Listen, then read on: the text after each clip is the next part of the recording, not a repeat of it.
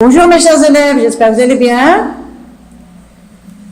Aujourd'hui, on va reprendre, ou bien plutôt on va continuer nos leçons sur le conte. On est à la 3e leçon. Première leçon, on a étudié ce qu'est le conte et le schéma narratif du conte. Deuxième leçon, on a travaillé le conte de Cendrillon. Aujourd'hui, on va continuer par Blanche-Neige et les 7 nains. Aujourd'hui, lundi 8 juin 2020, niveau première année collégiale, c'est la 7e année, comprendre le schéma narratif à l'aide d'un conte, Blanche-Neige et les 7 nains, par les frères Grimm. Alors, Blanche-Neige et les 7 nains. Blanche-Neige est un conte écrit par les frères Grimm, Jacob et Willem. L'histoire a été publiée en 1812. L'histoire originale qui a inspiré le célèbre film des studios Disney. Vous pouvez le voir.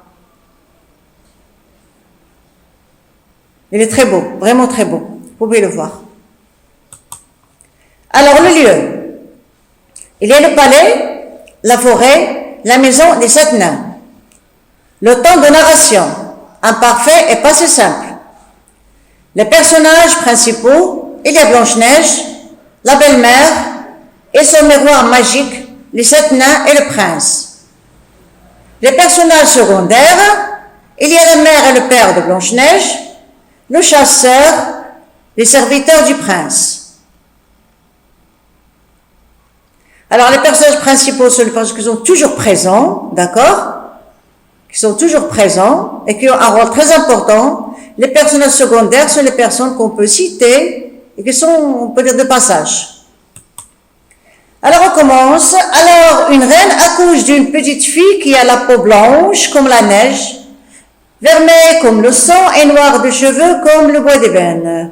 La reine meurt et le roi se remarie avec une très belle femme qui est très fière de sa beauté, affirmée par son miroir magique.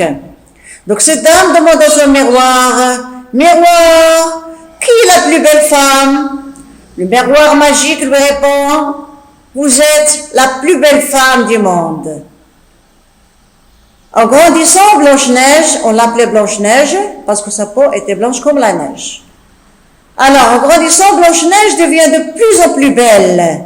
Et la reine, jalouse de ne pas être la plus belle, veut la tuer. Quand Blanche-Neige grandit, la reine demande au miroir, « Miroir, qui est la plus belle femme du monde ?» Le miroir lui répond, « Ma reine, vous êtes plus belle, mais Blanche-Neige est la plus belle que vous. » Alors là, elle est jalouse, elle n'aime pas que quelqu'un d'autre soit plus beau qu'elle. Alors elle veut la tuer. Alors elle donne l'ordre à un garde-chasse de la tuer. Il doit ramener le foie et les poumons à la reine pour lui montrer qu'elle l'a bien tuée. Donc le garde-chasse doit emmener Blanche-Neige dans la forêt et la tuer. Et pour prouver à la reine qu'elle a fait son travail, il doit amener le foie et les poumons.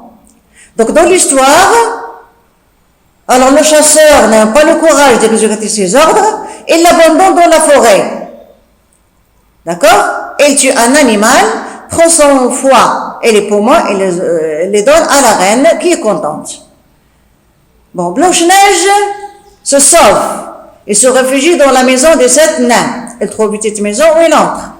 En apprenant que Blanche-Neige n'est pas morte, la reine se transforme en gitane et va chez Blanche-Neige. Qui a informé la reine que Blanche-Neige n'est pas morte? C'est son miroir. Lorsqu'il lui pose la question qui est la plus belle, bon, vous êtes la plus belle, mais Blanche-Neige est plus belle que vous. Donc là, elle sait qu'elle n'est pas morte, alors elle se transforme en une gitane et va chez Blanche-Neige. Et qu'est-ce qu'elle fait? Elle lui vend un lacet.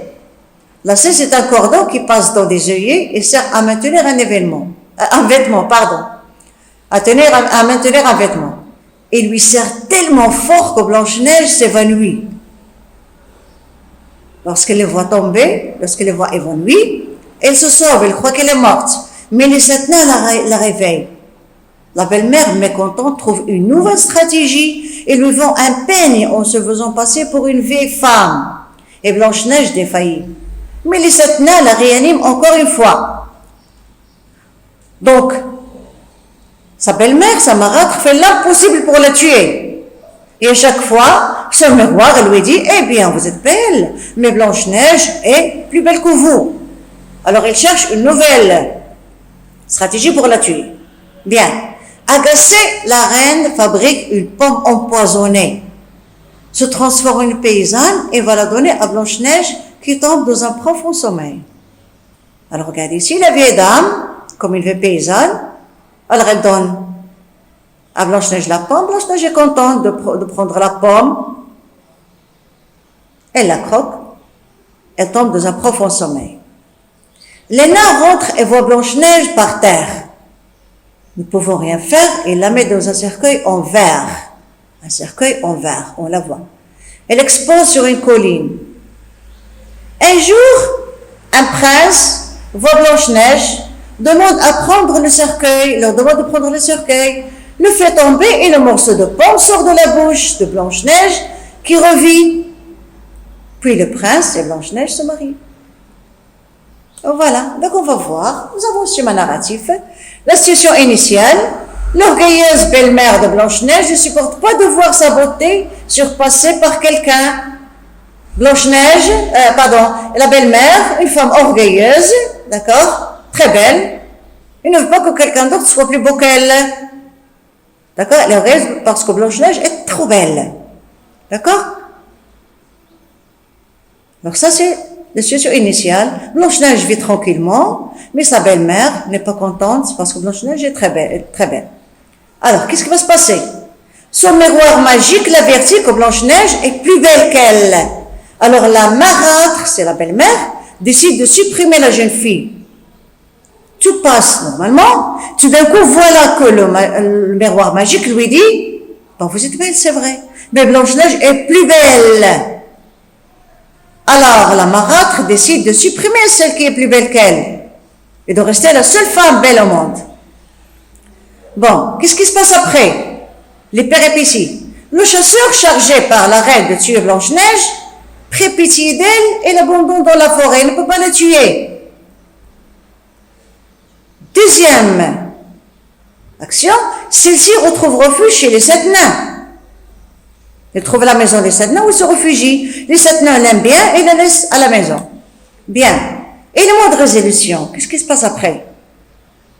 Bon. La marâtre fait l'impossible pour tuer Blanche-Neige. D'accord? D'abord par un lacet, ensuite par un peigne, après par la pomme. Bien maintenant, qu'est-ce qui va se passer? Blanche-Neige est dans un profond sommeil. Un prince de passage, fasciné par la beauté de Blanche-Neige, emporte la princesse dans son cercueil de verre, vers son palais. Blanche-Neige revient à la vie en crachant la pomme empoisonnée. Là, on a trouvé une solution, voilà. Donc, qu'est-ce qui se passe après? Le prince épouse Blanche-Neige. C'est la situation finale. Bien. Donc là, qu'est-ce qu'on va tirer de cette histoire? D'accord? On a lu l'histoire, c'est bien. On a fait son schéma, c'est bien. Mais après? Donc la morale de l'histoire est qu'il ne faut pas s'attacher à des choses éphémères, telles la beauté et la jeunesse. D'accord? Il faut vivre sa vie, aimer les autres. D'accord? Bien. Alors, mes chers, je crois que vous avez bien compris cette autre histoire. Eh bien, je vous demande, d'accord, et je vous conseille de lire d'autres histoires pour avoir une idée, d'accord, de ce schéma que vous venez d'étudier. D'accord? Ce schéma, qui commence par une situation initiale, ensuite un élément perturbateur ou bien déclencheur, ensuite les péripéties, l'élément de résolution, là on cherche la solution, et la situation finale. J'espère que vous avez bien compris cette leçon, d'accord, et que vous avez une bonne idée de c'est quoi un conte. Eh bien, en attendant de vous voir, je vous souhaite une très belle journée. Je vous demande, et je vous conseille encore une fois, de lire quelques histoires. Il y en a plusieurs, d'accord? Alors, restez chez vous, faites attention à votre santé, faites vos devoirs, d'accord? et à la prochaine.